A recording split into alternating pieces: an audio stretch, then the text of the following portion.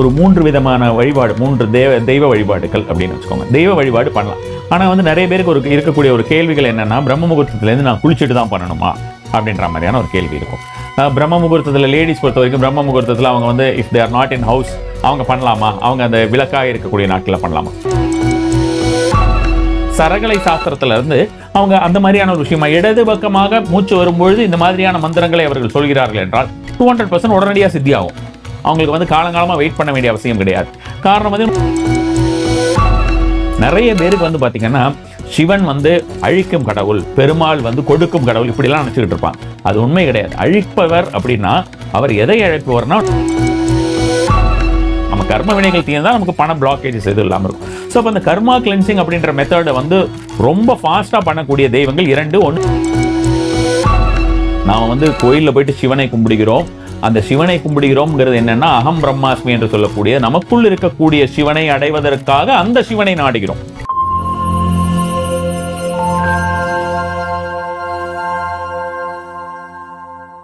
Cosmo view நேயர்கள் அனைவருக்கும் வணக்கம். இன்றைய நிகழ்ச்சியில ஆன்மீகம் சார்ந்த நிறைய விஷயங்கள் நம்ம கூட ஷேர் பண்ணிக்கிறதுக்காக வாமனன் சேஷாத்ரி அவர்கள் நம்ம கூட இணைந்திருக்காரு. தொடர்ந்து நிறைய விஷயங்கள் பேசலாம். வணக்கம் சார். நமஸ்காரம்.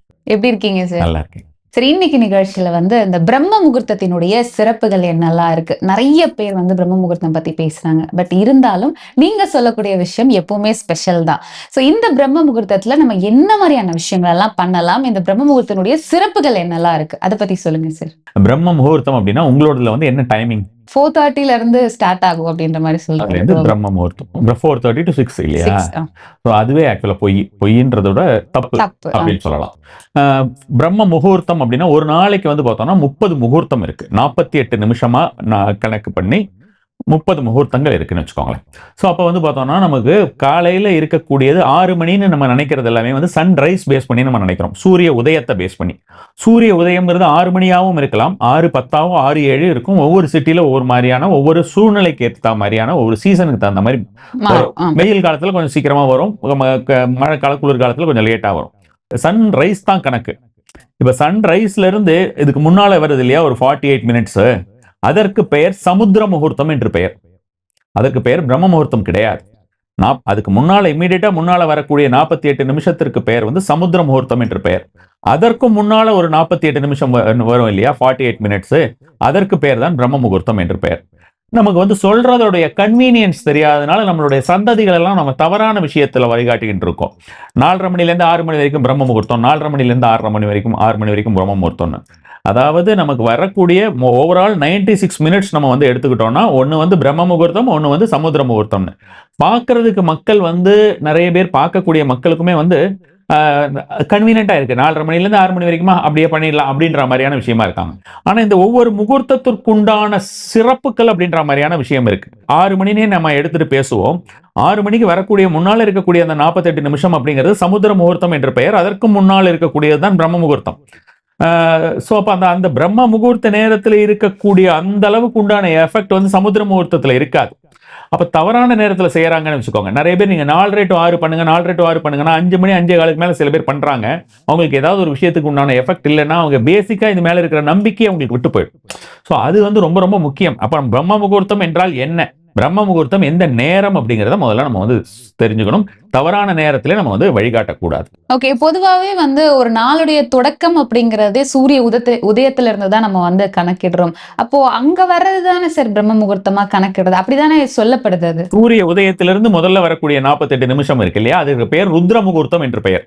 அதுதான் நான் சொன்னேன், ஒரு நாளைக்கு 30 முகூர்த்தங்கள் இருக்கின்றன. விதி முகூர்த்தம் என்றும் சொல்லலாம்.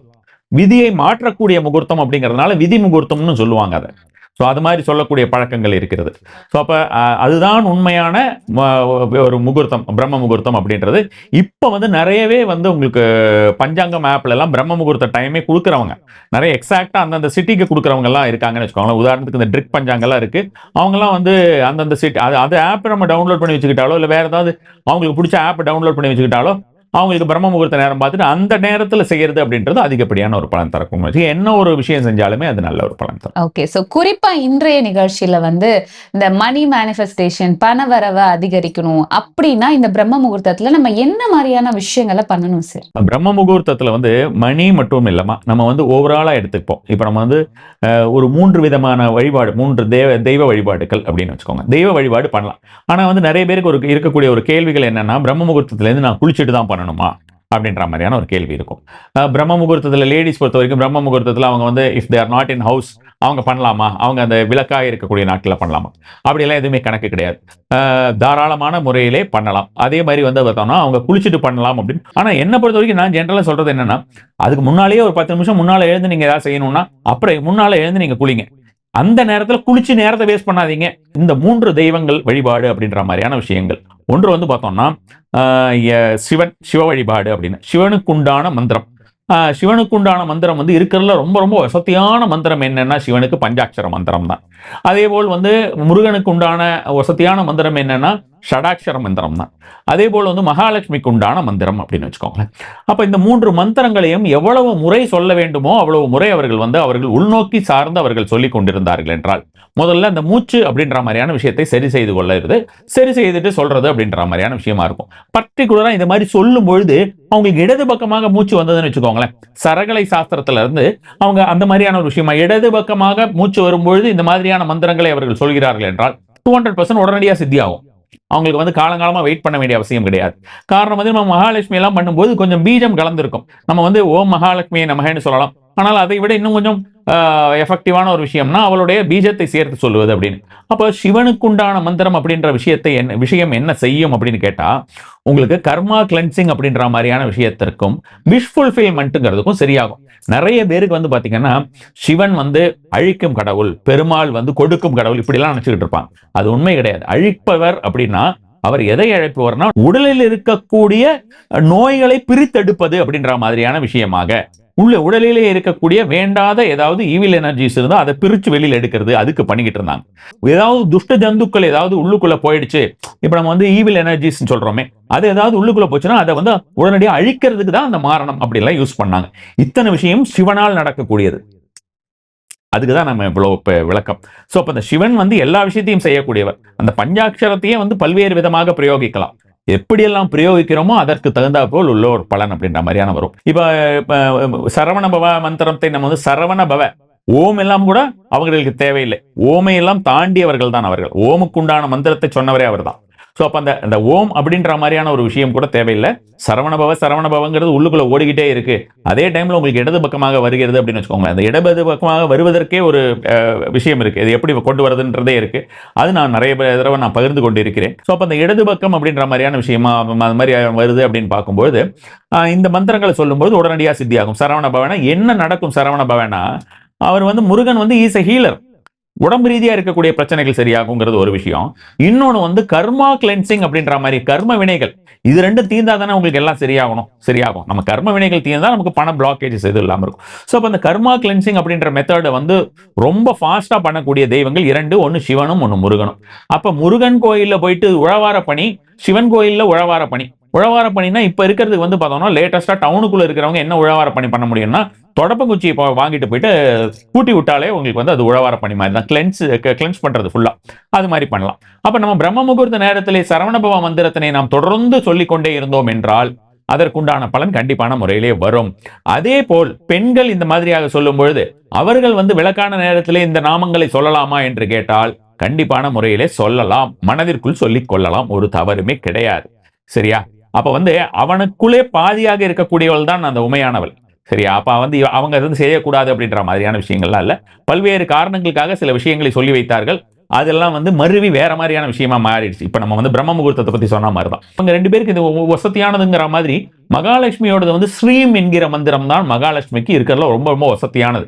அதுதான் wealth Mantra. All over the universe wealth Mantra எது இருக்கிறதுல ரொம்ப டாப் வெல்த் மந்த்ரா எதுன்னா இந்த ஸ்ரீம் தான். அப்ப அந்த ஸ்ரீம் SHREEM ஸ்ரீம் என்கிற மந்திரம் தான். அப்ப அந்த ஸ்ரீம் என்கிற மந்திரம் மட்டும் மகாலட்சுமி ஒரே இடத்துல இருக்க மாட்டார். அவ எல்லா இடத்துலயும் போயிட்டு இருப்பா, பெருமாள் கிட்டேயே கூட அவ எப்பவுமே இருக்க மாட்டா, அவ எல்லா இடத்துலயுமே போய் கொண்டிருப்பவள் அப்படிங்கிற மாதிரி தான் money is energy, prosperity, wealth is எனர்ஜின்னு சொல்றோம். அப்ப நம்ம வந்து அவளுக்கு ஒரு கட்டு போட்டுக்கலாம். ஓம் ஓம் என்கிற கட்டு, ஓம் ஸ்ரீம் ஓம் மந்திர கட்டுன்னு சொல்லுவோம். ஓம் ஸ்ரீம் ஓம், ஓம் ஸ்ரீம் ஓம் மனசுக்குள்ள எவ்வளவு தடவை வேணாலும் சொல்லிக்கலாம். இதை அந்த குறிப்பிட்ட நேரங்களிலே அவர்கள் வந்து நோட் பண்ணி சொல்லிட்டு இருந்தாங்கன்னா பிரம்ம முகூர்த்தம்ங்கிறது உண்மையாகவே வந்து ரொம்ப ஒண்டர்ஃபுல்லான ஒரு முகூர்த்தமா இருக்கும் அவங்களுக்கு. ஓகே, இப்ப நீங்க சொல்லக்கூடிய இந்த மந்திரங்கள், இந்த பீஜ மந்திரம் எல்லாம் சொன்னீங்கல்ல சார், இதை எத்தனை முறை நம்ம உச்சாரணம் பண்ணணும்? இப்ப நம்ம வந்து 48 மினிட்ஸ் இருக்குன்னு வச்சுங்களேன், 48 மினிட்ஸ் ஓவராலா அவங்க ஏதாவது ஒரு மந்திரத்தை செலக்ட் பண்ணிட்டு அவங்க சொல்லிக்கலாம்.